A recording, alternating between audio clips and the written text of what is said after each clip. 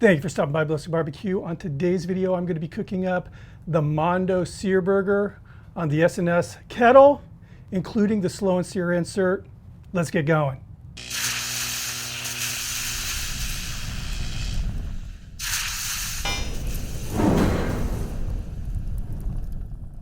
So I think most of you are going to really dig on this burger. I've been kind of messing around with this recipe and also the technique over the past couple weeks now. Before we get started, I want to kind of address a comment I received on my last burger video. It wasn't a troll comment. I think it was a very sincere comment, but I just want to kind of explain something. The comment basically asked why I'm always making these kind of over-the-top ridiculous hamburgers that no one is going to make. And my response to that is basically a lot of my videos, yeah, the burgers are kind of over the top. Really what I'm trying to do is inspire, and I'm also demonstrating technique and also just trying to think out of the box a little bit, give some people some ideas so they can create their own burgers. So don't think that if I make a burger video, I'm expecting it to be taken verbatim. Basically, what I want the viewer to do is if they see an ingredient they like or a technique they like, steal it, it's theirs. That being said, let's start cooking. What I'm going to do first is make this what I'm calling a Mondo burger sauce. So for the base, we're going to start out with just some mayo. And I have here it's like a chopped salad with olives, jalapenos, and a couple other vegetables like little pieces of carrot, some cauliflower, some pimentos. This is going to add some of that, some acid, some brininess to the sauce. Throw this in here with the mayo. Some yellow mustard, simple yellow mustard.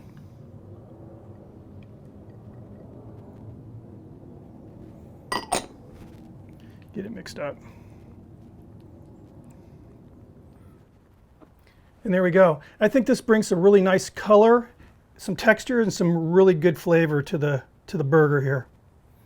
And here's that burger patty. What I like to use are these ring molds, and I buy these at a craft store that has a bakery department.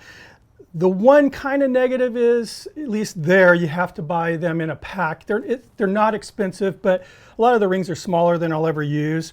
But you can buy these rings separately. I've seen them on Amazon and also at the store Sur la Table or Sur la Table, however you want to pronounce it. They have them, you can buy them individually. So I wanted to leave the ring on. I haven't done a video where I'm showing, the patty process, but basically I just sit this down on a piece of parchment and I put the burger meat in there and I pack it hard enough to hold it together, but not so hard that it's, really mushed together, because that's what will cause the burger to swell up like a balloon. So if you do it this way, you don't have to do that stupid thumbprint, which I am very much against. I think, again, you don't need it. It's a lie. Pack your patties properly. You don't need your thumb. As far as the seasoning, we're going to hit it with some adobo seasoning, and this stuff is awesome. Again, just picked it up at my store. Good stuff. I'm ready to cook. So for this cook, I'm doing the cold grate technique. And as you can see, I have the slow and sear insert full of hot charcoal. And I wanted to do it full like this so you can see that the intense heat isn't going to affect the cook at all in a negative way. And I'm only cooking one hamburger, but over the weekend, I cooked 5 patties at one time on this, and it turned out just as good as this one's going to turn out.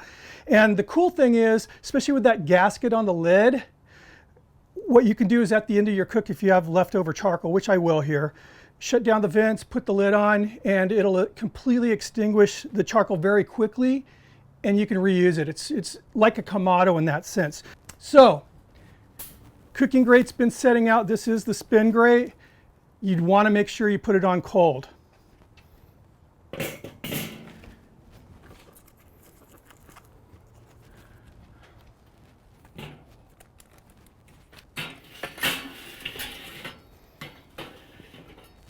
We're going to leave it here for 1 minute. Just add a little bit more of that adobo. So some may ask why I wouldn't do the kind of a indirect cook first, like you would on a steak, doing the cold grate technique. You want to make sure that this hamburger hits the grate cold, and that sear will kind of keep it together. If you soften the fat up and everything, you're going to have some problems when you go to flip. So that 1 minute has passed.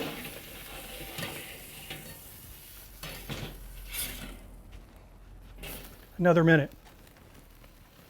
All right, another minute's passed.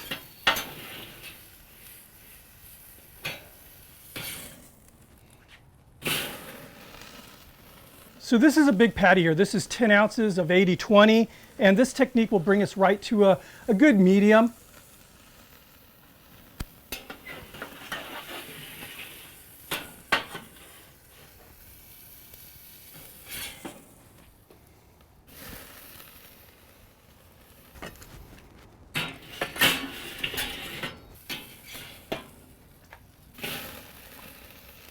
So that was 4 flips at 1 minute apiece. Now we're going to do 2 more at 30 seconds. I'm going to go ahead and get a toast on these buns. Looks good.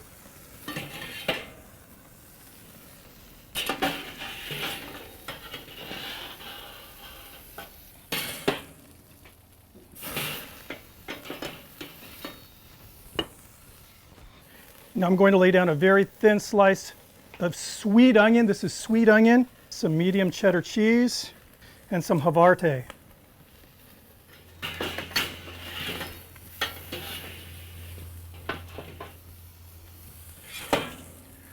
Let's make a burger.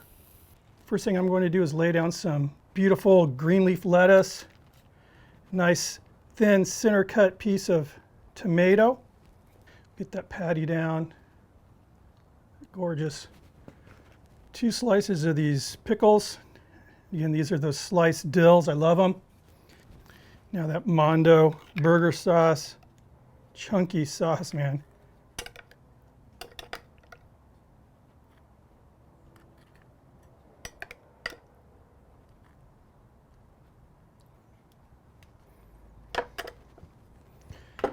We crown a beautiful burger.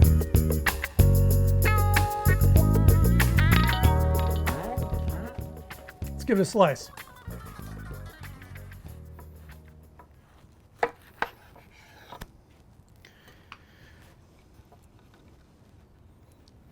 There we go. I mean, again, medium well, definitely. Just a very slight hint of pink in the middle. But the one thing I discovered from this technique is you end up with a very, very juicy burger for, being so thick. Let's give this a go.